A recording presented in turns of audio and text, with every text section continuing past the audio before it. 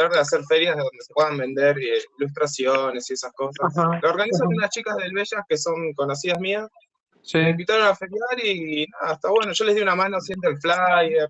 ajá. Eh, a mí me gusta usar Photoshop, siempre estoy dibujando y usando Photoshop. Mira, mira. Así que subo ¿Qué te las iba a decir? cosas y ¿Tiene algo que ver con la FLIA, por ejemplo, esas cosas? No. Viste que había una que se llama la Feria del Libro Independiente Autogestiva. Se hizo unos cuantos años se hizo. ¿cómo Se se hacía llama la feria de qué? la FLIA, le decían, como si fuera la familia, la abreviación de familia. Ah, Y no, se pero hacía. bueno, capaz que era una feria también de la misma índole. En La Plata hay muchas ferias Sí, artísticas. Yo, sí. una de las primeras. Esta nació un poco ahí en el Olga Vázquez, ¿viste? El centro cultural que está ahí en 60. Ah, no lo Sería tengo. 10 y 11, medio por ahí. Pero sí, hay mucha movida que está buena, está bueno. Bueno, genial, genial. Vamos a dar una mano ahí para promover un poco. ¿Eh? De una. Bueno, chicos, ¿todos me escuchan? Sí. Listo. Vamos a arrancar a hablar, antes que nada, de los famosos modos de producción. Vamos a resolver este tema de los modos de producción, así ya nos quedan claros y entendemos cómo sirven para estructurar un poco la lámina. ¿Eh? ¿Se acuerdan que nosotros en esta especie de conceptualización casi brutal y animal que hacemos, le metemos a cada siglo, ¿no? una corriente? Entonces decimos, siglo XV, Renacimiento, siglo XVI, manierismo, siglo XVII, barroco. Bueno, de la misma forma vamos a laburar con el tema de los modos de producción. ¿Sí? ¿Qué entienden? Pregunta, ¿qué entienden ustedes por modos de producción? El método que utilizan para hacer mover su economía. Bien, puede ser, sí, está bien, tal cual. Sí, sí, esa es una buena definición. Esto de los modos de producción surgen un poco de la teoría de Marx y del materialismo histórico. ¿Eh? Y la cátedra lo ha tomado como bandera ya desde hace mucho tiempo. Ellos dicen tener una visión materialista de la historia, entonces hacen los análisis un poco en función de la economía. ¿Eh? La realidad es que la arquitectura a veces trasciende un poco solamente la cosa productiva, ¿no? No tiene solamente que ver con la tecnología y la producción, sino que muchas veces involucra cuestiones más ligadas a la identidad o a lo social. Pero esto de los modos de producción a nosotros nos sirve para empezar a estructurar un poco la lámina. Y vamos a entenderlo no solo con la manera esta, como decimos, en la que se mueve la economía, la que genera riqueza a una sociedad, sino que también lo que tenemos que tratar de ver es cómo esa riqueza empieza a generar una estructura social en cada momento. Y cómo esa estructura social demanda, por ejemplo, de la arquitectura, determinado tipo de lenguaje, determinado tipo de espacio colectivo, ¿sí? En el caso de ustedes, chicos, ¿cómo los modos de producción estructuran el poder en la sociedad? ¿Sí? Y cómo esa estructuración del poder se ejerce desde Europa en América, ¿no? Y cómo esa estructuración demanda ciertos significados que debe transmitir la arquitectura. ¿Eh? ¿Está bien? Bueno, entonces, esto vamos a hacerlo muy, muy sencillito, también muy esquemático, así. En los 3 primeros siglos, que son esta continuidad, Renacimiento, Manierismo, Barroco, vamos a tomar como modo de producción a lo que es el mercantilismo. ¿Sí? El mercantilismo, como se cayó algo en la cocina. Cayeron todas las asaderas, todo. Bueno, no pasa nada. Estaba mi señora haciendo la comida y se le cayó todo lo mío. El mercantilismo es cuando una sociedad genera su riqueza, ¿sí? Comprando y vendiendo mercancías. Alimentos, mercancías, artesanías. ¿Sí? Esa es la forma en la que se generan las primeras riquezas. De hecho, cuando hablamos, ¿se acuerdan del Renacimiento? Que hablamos del poder de la familia como los Medici, ellos generaron así su riqueza. ¿Sí? Y esto está ligado un poco a la consolidación de la burguesía como clase social, ¿sí? A principios del siglo, fines del siglo XIV, XIII, XIV, pero en el caso nuestro, lo que estudiamos nosotros, desde el siglo XV. Está consolidado esto que decíamos, esto que es el relleno del sándwich, ¿sí? Que no son ni de lo de arriba ni de lo de abajo, está consolidado y consolidando su riqueza a partir de esto. ¿Qué pasa? eventualmente hubo situaciones en las cuales había determinados mercaderes que hacían mucho dinero, ¿no? Como los Medici en Italia. Entonces, bueno, eso lograban como cierto poder, pero en general siempre estaban ahí, como en el medio, ¿sí? Por ejemplo, en lo que era el absolutismo monárquico, ¿se acuerdan que vimos la clase, la pasada, no la anterior, cuando hablamos de Luis XIV, por ejemplo? La burguesía eran los que pagaban los impuestos para mantener al rey, ¿sí? Entonces socialmente no eran un actor mucho más poderoso que lo que podía ser la jerarquía de la iglesia o las monarquías. A partir de la revolución industrial, la cosa cambia. Ahí la burguesía se transforma en un actor social poderoso, el más poderoso, por primera vez en la historia, por encima de las monarquías. ¿Está bien? Bueno, si hablamos del mercantilismo, tenemos que entender que el modo de producción previo a esto se llamaba el feudalismo. ¿Sí? No se los van a tomar, no es necesario que aparezca en la lámina, pero sí es necesario que entiendan que venimos de otro modo de producción. ¿Sí? Este feudalismo se basaba en las relaciones, digamos, entre aquellos que eran dueños de la tierra, que la habían defendido militarmente hablando, ¿sí? Y las posibilidades que les ofrecían de protección a sus vasallos, ¿no? Que vivían generalmente alrededor de un castillo, de una torre, algo de eso, y laburaban para el rey. Es así de sencillo. O sea, vos te permito que trabajes para mí, a cambio te voy a defender si te ataca alguien. Así funcionaba el feudalismo. El mercantilismo aparece esta variable que es la burguesía y que tiene que ver con la rehabilitación, digamos, de las ciudades. ¿Sí? Ya la vida deja de desarrollarse en el campo y ya sabemos que en el gótico se consolidan las ciudades. Los burgos. Por eso se llama burguesía. Bueno, ¿qué sucede acá? Nosotros tenemos que a partir de 1492, que es el momento que llegan los españoles a América, se inicia lo que podemos conocer como una economía extractiva europea en América. ¿Sí? Se inicia lo que se llama la empresa española o la empresa americana de los españoles. ¿Qué era? Tenían todo un sistema para llevarse la riqueza de acá para allá. Un sistema que se valida, por ejemplo, en las leyes de Indias. Un sistema que tiene hasta una conformación legal, ¿sí? Para funcionar, para afanarnos, digamos. ¿Está bien? Bueno, esto es 1492. 2 años después de que llegan los españoles a América, se firma un tratado, ¿sí? En 1494, que se conoce como el Tratado de Tordesillas. Tratado de Tordesillas, que algo hablamos la clase pasada cuando veíamos, ¿se acuerdan? La Revolución Industrial. Este Tratado de Tordesillas era el que dividía los nuevos territorios o los territorios a descubrir entre Portugal y España y establecía la exclusividad de comerciar de la potencia con su puerto en América.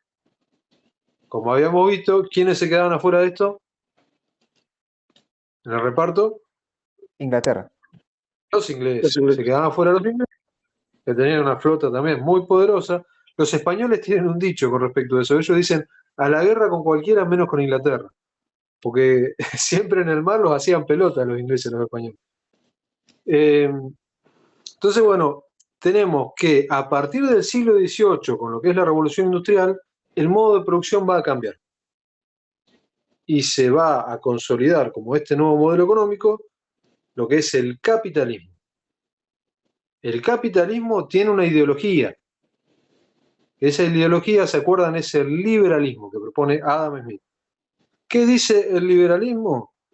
El liberalismo valora la libertad individual de las personas, digamos, o de del emprendedor, ¿sí? Que acá lo tenemos que relacionar con la idea del empresario, no el emprendedor como los que conocemos nosotros, que estamos produciendo y tratando de vender, sino como el que pone guita y se la lleva mucha. El emprendedor es el empresario, ¿sí? Y después tenemos este tema de que el mercado se regula solo a partir de la ley de oferta y demanda. Eso es el capitalismo. ¿Qué sucede? Esto se contrapone con lo que había sido toda la época anterior y el Tratado de Tordesillas, ¿sí? Y no es casualidad que a partir del siglo XVIII, fin del siglo XVIII, principio del siglo XIX, perdón, se inicien todos los movimientos emancipatorios en América. ¿Sí?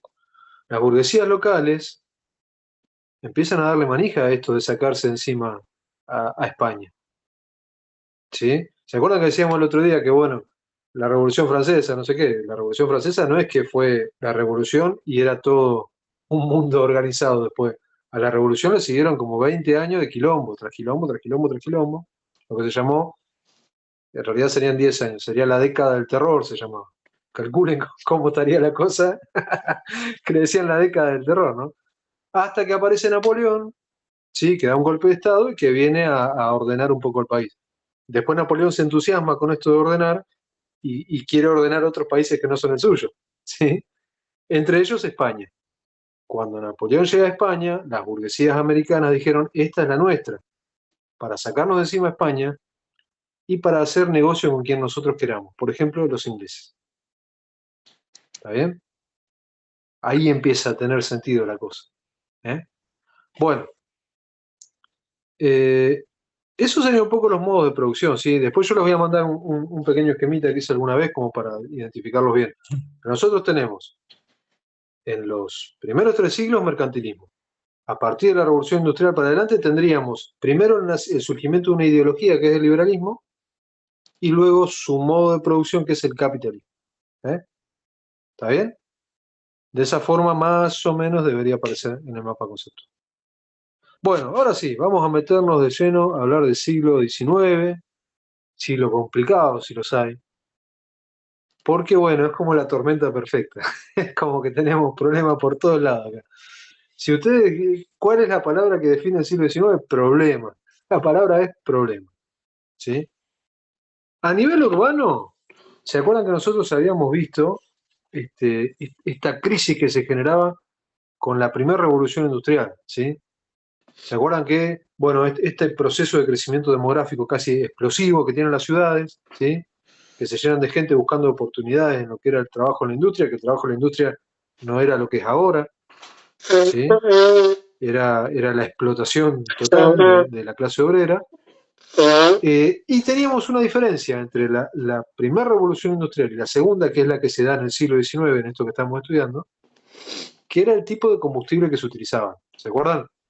En la primera se utilizaba el carbón, sobre todo, para generar calor y generar vapor, como los trenes, ¿vieron? De las películas que le van echando carbón a la locomotora, como los Simpsons que le echaban más perros.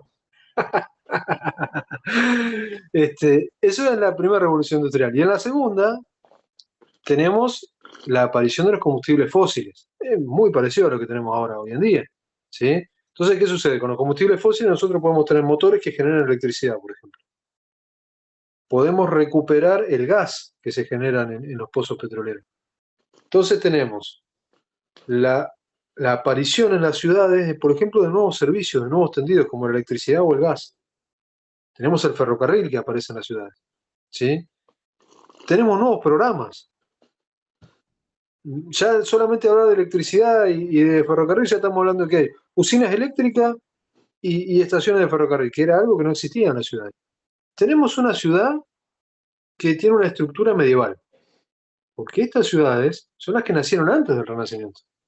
Tienen una estructura medieval. ¿Se acuerdan cuando hablábamos de la ciudad real y la ciudad ideal? Son estas ciudades. Esta misma ciudad, y fíjense todo lo que le está pasando. ¿Eh?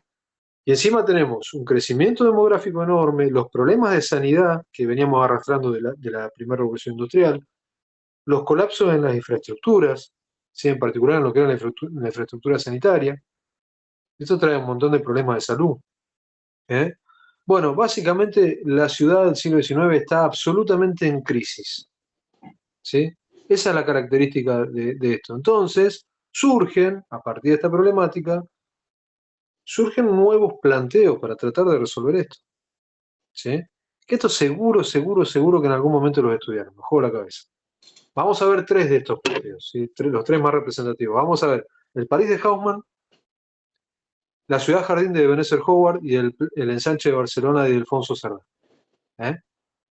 Bueno, el París de Haussmann es una especie, primero, no podríamos decir que es un plano urbano, un plan urbano, sino que es, más vale, un proyecto de embellecimiento de la ciudad.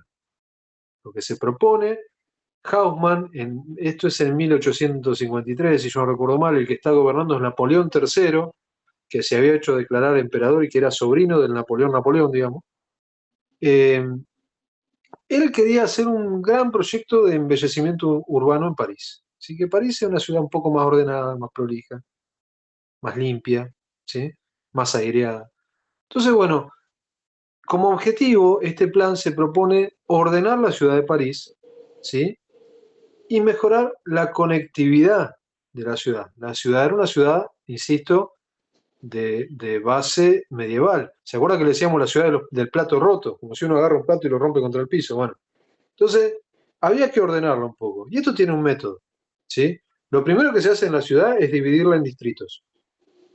Se la divide en distritos, ¿no? Es como que el problema se empieza a particionar. A cada distrito después se le va a generar el equipamiento urbano y administrativo necesario, ¿sí? Para que funcione casi independientemente. ¿Está bien? Para que no haya necesidad de estar recorriendo toda la ciudad para resolver cuestiones administrativas o de equipamiento. Y luego lo que se hace es abrir grandes bulevares, grandes avenidas, y generar una buena conectividad entre todos los distritos. Una de las avenidas que se hace, por ejemplo, es la famosa Champs-Élysées, ¿sí? La calle esta, siempre que vemos París vemos, ¿no? La calle de los Campos Elíseos. Bueno, esto hasta acá, todo muy lindo, todo muy inocente, ¿no? Parece como una cosa que realmente vino a embellecer la ciudad. Hay algunos detalles con esto. Primero que para poder hacer esto, Haussmann demolió un tercio de la ciudad y expulsó a un tercio de la gente que vivía en la ciudad afuera, ¿sí? Y no era la gente que estaba más dulzona económicamente hablando, precisamente, ¿sí? Los que se expulsan eran los pobres, ¿sí? Se expulsan todos afuera. Y la otra cuestión, fíjense que esto de mejorar las conectividades tiene que ver con que Haussmann no era ningún gil y él había visto lo que había pasado antes, ¿sí? Entonces, ¿él qué era lo que quería? Él lo que quería era tener la oportunidad en la ciudad de poder recorrer con la caballería y con la artillería toda la ciudad rápidamente ante el mínimo disturbio,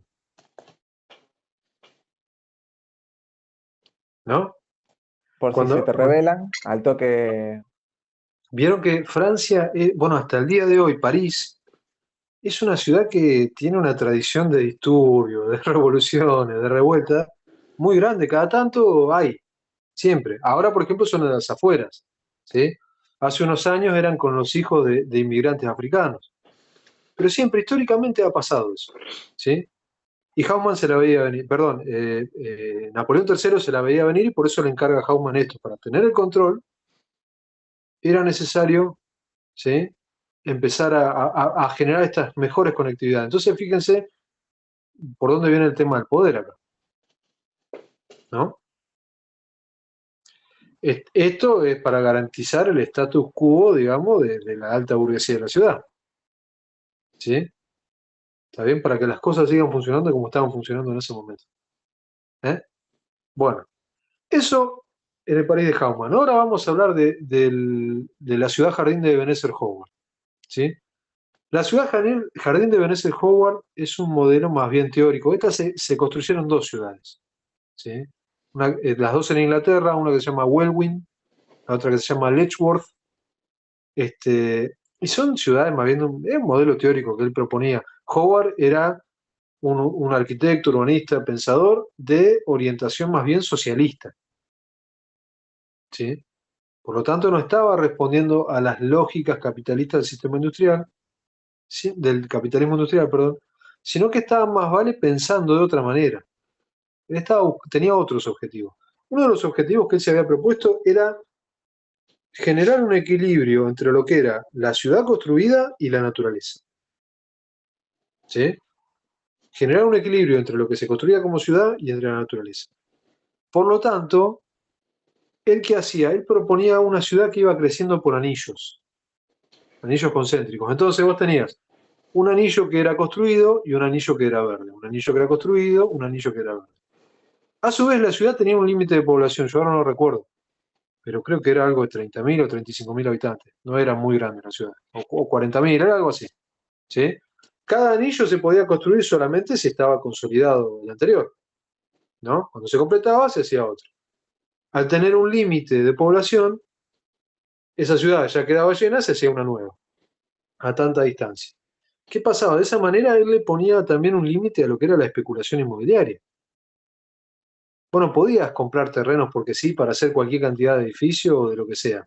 No, la ciudad ya estaba diagramada. Era así, crecía y se hacía una nueva. ¿Sí? Entonces, fíjense que esta ciudad jardín, bueno, lo que establece es, por un lado, un equilibrio entre la naturaleza y la ciudad. ¿Sí? Busca una especie de, podríamos hablar hoy en día en términos de hoy actuales, podríamos hablar de sustentabilidad, ¿no? Desde el punto de vista de casi hasta de lo ecológico, le diría. ¿Sí? Desde lo social, desde la higiene. No se olviden que estamos con enormes problemas de higiene. ¿Sí? Entonces, de esta manera, ¿qué garantizamos? Que todo ventile, que todo tenga sol. ¿Sí? Y el tema de ponerle un control al método de especulación, a la especulación inmobiliaria. ¿Eh? ¿Está bien? ¿Se entendió? Bueno, Sí, sí. seguimos avanzando y vamos a hablar de otra intervención que esta es posta, esta se hizo, es posta, existe, si ustedes agarran el Google Maps la pueden ver, que es el ensanche de Barcelona, ¿sí? Que plantea Ildefonso Cerdá. Barcelona también es una ciudad de origen medieval, pero el casco viejo de la ciudad es de origen medieval. Entonces, Cerdá, ¿qué es lo que ve? Que la ciudad va a crecer, es inevitable. Esto va a crecer. Bueno, entonces, ¿qué hacemos? Y ordenemos el crecimiento. Planifiquemos cómo va a crecer, para que no sigamos agrandando el problema que ya tenemos. Entonces, él se propone precisamente ordenar el crecimiento de la ciudad, partiendo de la idea de que la manzana es la célula del crecimiento urbano. La manzana como la conocemos nosotros. ¿Sí? ¿Está bien? ¿Qué dice Cerdá de alguna manera? Que muchas manzanas forman un barrio y muchos barrios forman una ciudad, ¿no? Entonces, por eso lo toma como la célula inicial del urbanismo. ¿Y qué es lo que va a proponer Cerdá? Una densificación progresiva y controlada de la manzana. ¿Qué quiere decir? Le va a proponer densificar sobre la línea municipal, ¿no? Y cuando están las cuatro caras densificadas, construidas, dejar libre el corazón de manzana, para asegurar las condiciones de ventilación e iluminación necesarias para resolver el problema de higiene, ¿no? Fíjense que en general todos están atacando, ¿no? El problema de la sanidad, ¿sí? Y el problema del orden también, ¿no? El orden necesario para, por ejemplo, los nuevos tendidos, como decíamos hoy. Ahora vamos a hacer un pequeño ejercicio. Yo les pregunto, ¿qué cosa de estos tres ejemplos que vimos ustedes pueden reconocer en el planteo para la Ciudad de La Plata, en 1882? Y el higienismo, la participación del equilibrio entre área verde y construido. Vamos punto por punto. Vamos por la de Haussmann. ¿Qué similitud o qué elemento pueden sacar de la de Haussmann para lo que es La Plata? El bulevar. Bien. El sistema de grandes avenidas, la conectividad, tal cual. Perfecto. Bien. De la ciudad jardín, como decía Lucas recién, el equilibrio, ¿no? Entre el espacio verde y el espacio urbano. ¿Sí? Que esto es algo, Andrew, que vos podés incluir en tu tema, ¿sí? En particular en lo que es La Plata. Y desarrollar algún ejemplo como el bosque o algún parque. Fíjense igual, así todo, que lo que propone Howard es casi que mitad y mitad, 50 y 50, ¿no? 50 naturaleza y 50 ciudad. Y acá en La Plata, yo no sé exactamente, pero debemos estar en un 85-15. Claro. Yo había 85-15 visto ciudad. también que por ahí, no, yo decía que por lo que había visto que también en Barcelona, según entiendo, por ahí eran los primeros conceptos de, corrígeme si me equivoco, ¿no? Pero de conservar las preexistencias y darle un valor a lo que por ahí empezaba a tener peso histórico, ¿no? Ni hablar, Creo ¿sí? que en Barcelona se empezó a dar eso primero y en La Plata también tenemos ahí como una ley fuerte o se trata de defender la preexistencia o capaz que es algo de la ciudad moderna más bien. En Pero ahí realidad, también veía que sí, te iba a decir, en realidad esta valorización de las preexistencias en Barcelona está yo lo más veía por la vinculado muralla. ¿eh? Yo lo veía por las murallas y creo que había leído algo de que se había empezado a dar valor al peso histórico, más o menos Sí, en sí, lo que... totalmente. El gran problema era, bueno, cómo conservar eso, pero que la ciudad pueda crecer, Claro, totalmente. ¿sí? O sea, la identidad se conservaba, ¿sí? Fíjense una cosa, España, bueno, Barcelona por ahí debe haber sido el lugar que más industrialización tuvo, pero España no es un país que se haya industrializado mucho, No, comparado con nosotros, ¿no? Comparado con Inglaterra o con Alemania o con Francia, ¿eh? Van a ver, cuando estudian Historia 3 van a ver que pasaba eso, ¿sí? Entonces, en estos países que no están tan industrializados, el valor de lo local, lo vernáculo, lo cultural, siempre pesa mucho más, ¿sí? De hecho, las expresiones modernistas, esto es Historia 3 nada que ver, pero nada que ver no, lo van a ver más adelante, que en el caso de Barcelona se llama modernismo catalán, que por ejemplo Antoni Gaudí, ¿sí? Precisamente está trabajando con esto de la identidad y de la claro. conservación, ¿eh? O sea, el valor local se toma, se respeta, es un valor agregado, ¿sí? Lo que pasa es que acá específicamente lo que estamos pensando es en la cuestión urbanística. Como bien Claro. decís vos, se respeta lo preexistente. Si ustedes ven, agarran el Google Maps y lo ven, se nota clarito cuál es la ciudad vieja, Sí, sí, es creció. increíble. Se nota clarito, clarito, clarito. Entonces, bueno, el tema es cómo creció. A nosotros nos interesa, por eso el plan se llama Ensanche de Barcelona. Es cómo creció, cómo se ensanchó la ciudad, ¿sí? Y en este caso, ¿qué pueden reconocer ustedes? Que haya acá, que haya en La Plata. Y el uso de ochavas también, por ejemplo. Las ochavas sí, puede ser, pero hay algo Eh, más característico. y el corazón de manzana. Ahí está el corazón de manzana libre. Corazón de manzana libre, los famosos 20% de restricción que tenemos del fondo o no sé cuántos metros. Corazón de manzana libre para generar las condiciones de iluminación y ventilación, ¿eh? En La Plata se aplican muchas de estas ideas, ¿sí? ¿Está bien? Bueno, ¿alguna duda hasta acá lo que es urbanismo? ¿Listo? Seguimos para adelante entonces. Por el Nos momento vamos a meter no. con otro problema, nos vamos a meter ahora. Como no teníamos, nos vamos a seguir metiendo en más problemas. Y vamos a tener, en el siglo XIX, en la arquitectura, vamos a tener un problema bastante serio en comparación de lo que veníamos arrastrando, que el problema es específicamente cuál debe ser el carácter de la arquitectura del siglo XIX.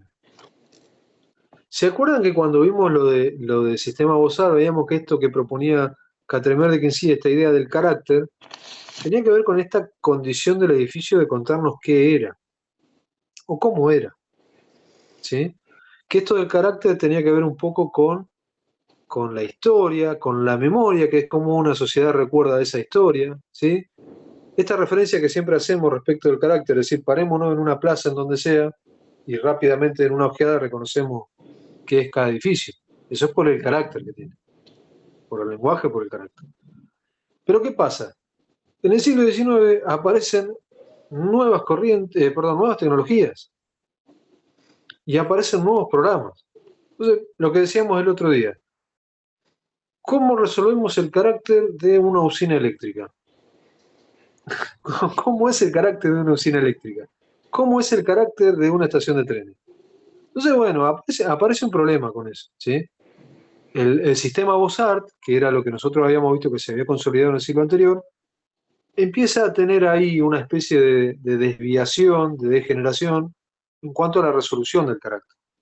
Acá básicamente aparecen como dos vertientes para resolver este problema, ¿sí? Claramente hay dice Alonso Pereira, hay un divorcio entre la idea de composición, que era la del sistema Bosart, y el lenguaje. Hay un divorcio. ¿Cómo es este divorcio? Porque ocurre que una de las formas de resolver el problema del carácter o el problema del lenguaje es que los arquitectos van a cumplir con todos los pasos del sistema Bosart, pero a la hora de hacer el lenguaje le van a poder poner al edificio la vestidura que se les ocurra que es más representativa de ese programa, ¿sí? ¿Se acuerdan que nosotros decíamos, por ejemplo, el siglo XVIII, el sistema Bosar, ¿se acuerdan? Transpar 3, la transparencia. La planta tiene que ser, la fachada tiene que ser como la planta. ¿Sí? Tiene que haber una honestidad, que es este primer esquema que yo les hacía. Nos decimos, una planta centralizada, listo. La fachada tiene que mostrarme que es una planta centralizada. Destacar el espacio del centro, por dónde entro, etc. Entonces, ¿qué ocurre? En el siglo XIX ya no es así. Capaz que para esa misma planta el lenguaje puede ser neogótico, el lenguaje puede ser neorromano, el lenguaje puede ser neorrenacentista. Cada arquitecto va a elegir y ponerle una vestidura al edificio basada en alguna referencia histórica. ¿Sí? Entonces tenemos que uno de los caminos para resolver este problema del lenguaje va por el lado de la historia. ¿Sí? Ahora vamos a ver bien cuáles son. Y después hay otra vertiente que dicen, bueno, no, hay nuevos materiales, vamos a hacernos cargo de los nuevos materiales. ¿Qué es nuevos materiales acá? Hierro. Hierro. Aparece el hierro. ¿Sí? Entonces vamos a tener otra versión que dice, nos hacemos cargo del hierro, y el hierro, los nuevos materiales, van a ser un elemento expresivo de la obra de arquitectura. ¿Está bien? Entonces, está claro, ¿no? Dos caminos, uno que va por la historia y otro que va a hacerse cargo de la aparición del hierro. ¿Eh? Entre los que van a ir por el lado de la historia también tenemos como dos versiones distintas. ¿Sí? Una la vamos a llamar el historicismo, que precisamente son estos, son los que resuelven un programa de arquitectura tomando como referencia, una referencia de la historia.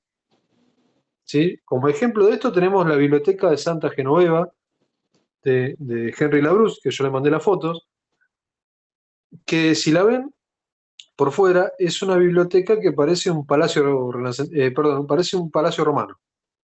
¿Sí? Está haciendo referencia a lo que es la antigüedad romana. Adentro, el edificio tiene una estructura metálica por dentro. ¿Sí? Pero fíjense que esa estructura metálica va generando arcos. Entonces va generando también una espacialidad romana.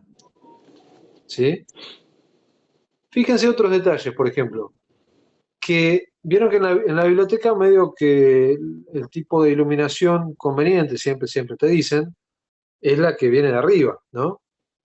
Siempre está como este concepto de decir, bueno, no puedes tener ventanas bajas porque si no te pones a mirar para arriba y no estudiar. Como si el problema fueran las ventanas bajas, ¿no? Entonces, en este caso, ¿qué es lo que hace Labrousse? Hace ventanas altas, pero fíjense cómo son las ventanas. Son semicirculares y con 3 divisiones. Esas ventanas se llaman ventanas termales. Era el tipo de ventana que se utilizaban en las termas romanas, que era un edificio de equipamiento público donde la gente se iba a bañar. Entonces, claro, como la gente se estaba bañando adentro, estaba desnuda bañándose adentro, las ventanas, obviamente, y era agua caliente, eran baños de agua caliente, termas. Las ventanas eran muy grandes y estaban muy altas para que se llevara el vapor, pero también estaban altas para que no se viera la gente de afuera. Entonces recurre a un montón de recursos que va logrando de la antigüedad romana. Este es el historicismo. El historicismo hace referencia, recurre a un solo referente de la historia.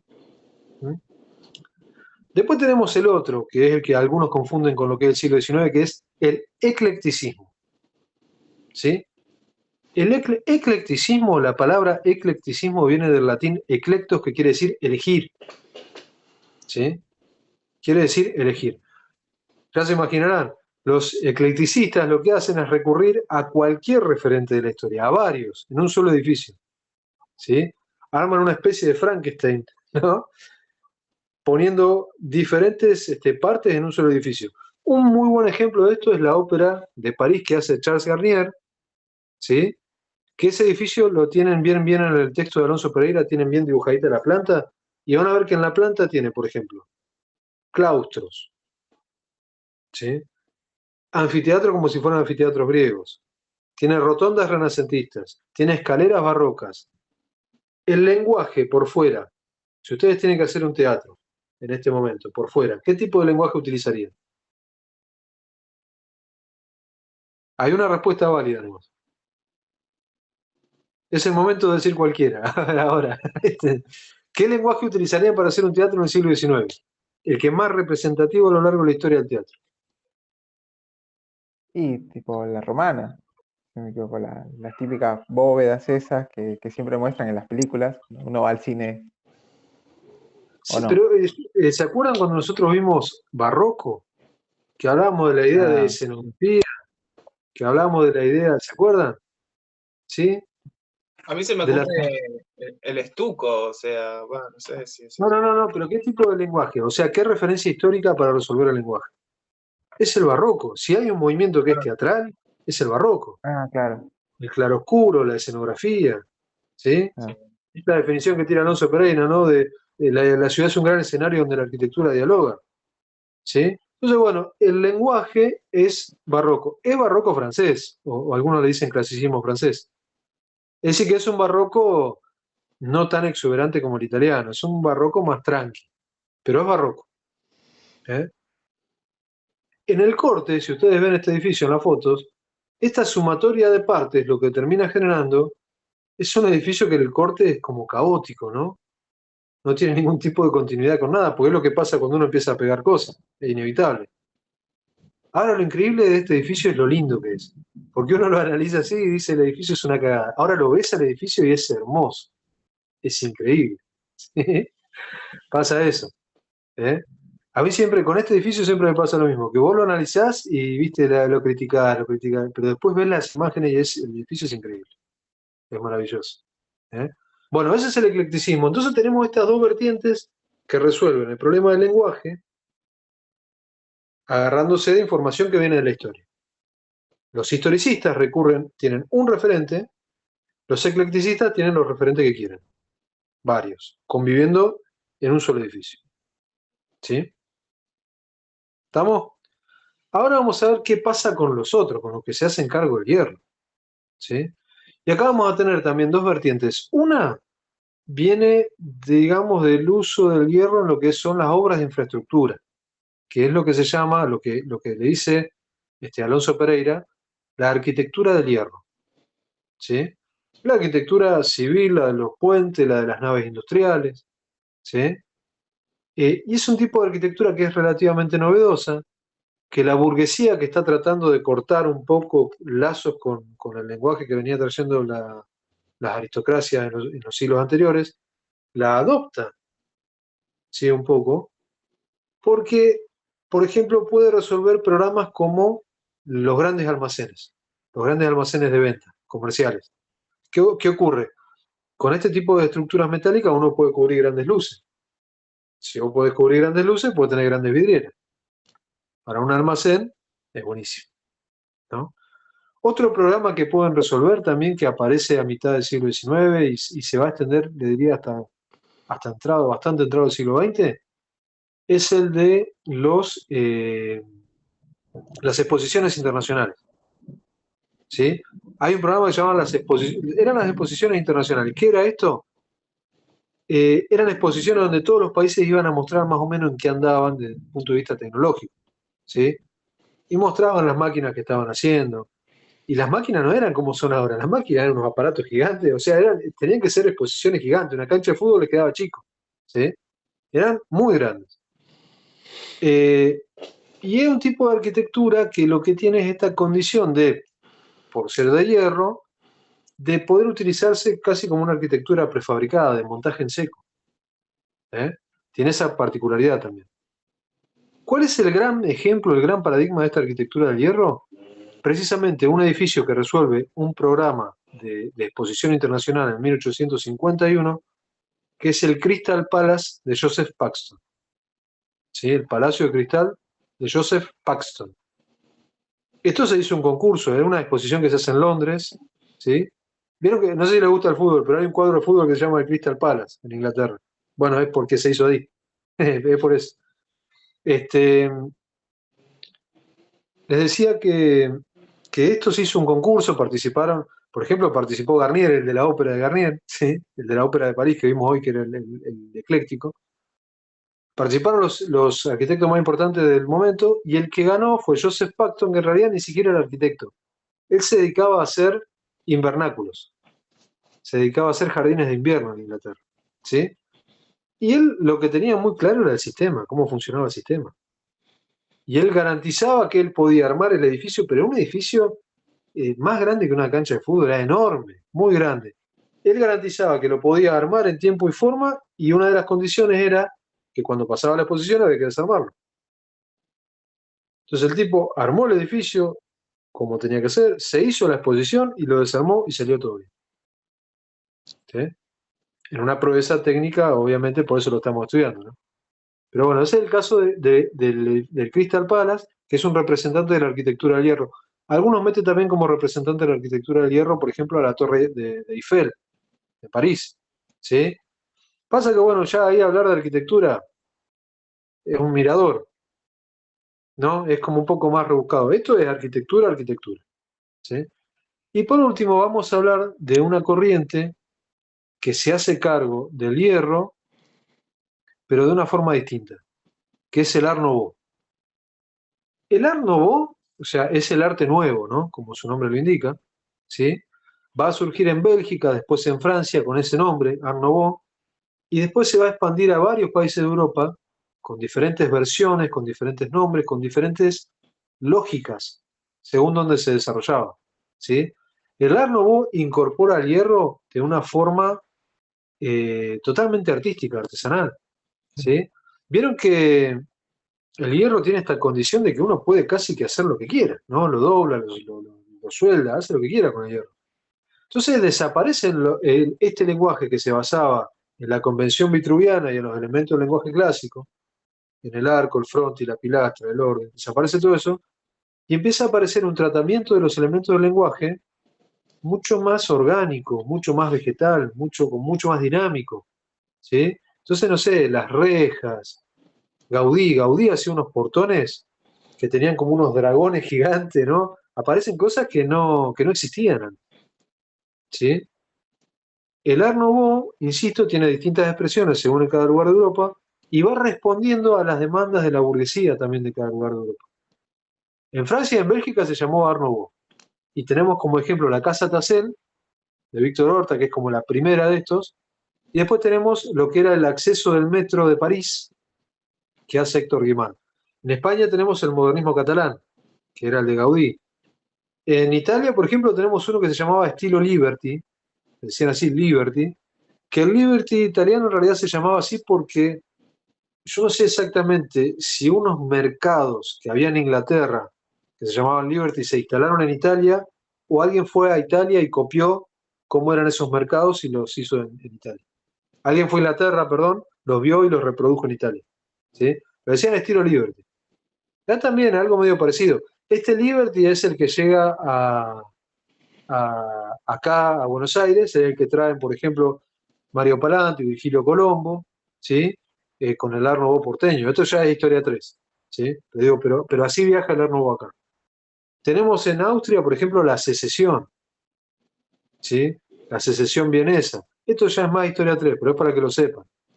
La Secesión vienesa tenía motivaciones que eran totalmente estéticas. ¿Sí? Los arquitectos de la Secesión vienesa publicaban todo lo que hacían, lo que diseñaban en una revista que se llamaba La Secesión, y eran tipos, no sé, que diseñaban desde los cubiertos de su casa hasta la ropa de sus mujeres. ¿Sí? O sea, era una locura total. Pero bueno, eso pasaba en Viena, que Viena siempre fue como una isla. En síntesis, este Art Nouveau se hace cargo del hierro y lo transforma en un elemento expresivo del lenguaje, ¿sí? Y es claramente una muestra del poder de la burguesía. De la demanda de nuevos significados y la demanda de incorporar nuevos materiales en el lenguaje, eso es una muestra de poder de la burguesía. ¿Está bien? Por último, y para cerrar un poquito esto, quiero decirles que el Art Nouveau es, en la historia de la arquitectura, o en lo que venimos viendo hasta acá, ¿no? Es la primer posición claramente anticlásica que hay. Y el Art Nouveau, y estas expresiones que tenemos en cada país, le va a dar después lugar a la aparición de las vanguardias, que esto ya definitivamente es historia 3. La Bauhaus, el Verboom, el Stegel, el constructivismo ruso, todo esto existe porque existió el Art Nouveau. Y si no hubieran existido las vanguardias, no hubiera existido el movimiento moderno. La transformación empezó acá, empezó con el Art Nouveau. ¿Eh? ¿Está bien? Por eso es importante. ¿Sí? Bueno, chicos, por hoy es todo. Yo les mandé a tanto a Andrew como al grupo, les mandé, les mandé, chicos, ¿no? Un esquemita como de cosas para que vayan viendo. Les había mandado. ¿Eh? Sí, lo de hoy. Sí. Lo de hoy sí. No, digo, pero les mandé un esquemita como para el tema de la lámina, para empezar a laburar con la lámina, les había mandado, ¿se acuerdan? A mí no me llegó al menos. ¿No les A mandó? mí. Les mando entonces. Era uno que eh, hablaba de algunos procesos como de transculturación, ¿no? Que era como una devolución de la lámina. No, es una laminita de 4, una esquemita, ¿no? Ahora me fijo si no se lo mandé, se lo mando. a ver, Creo que capaz, fue la capaz clase se me pasada. traspapeló, A ver, mira, pero. yo lo busco acá porque lo puedo tener acá. Ya les digo cómo es. No se lo muestro. Son esquemas que uno va haciendo a veces. Acá, miren. Empieza arrancando, por ejemplo, del choque de culturas, las leyes de Indias, la influencia jesuita, el barroco americano, los nuevos horizontes en el Río de la Plata. Ah, ok, acá está. ¿Eh? Sí. Bueno, tómenlo, no es que lo copien tal cual ni nada, pero digo, tómenlo como referencia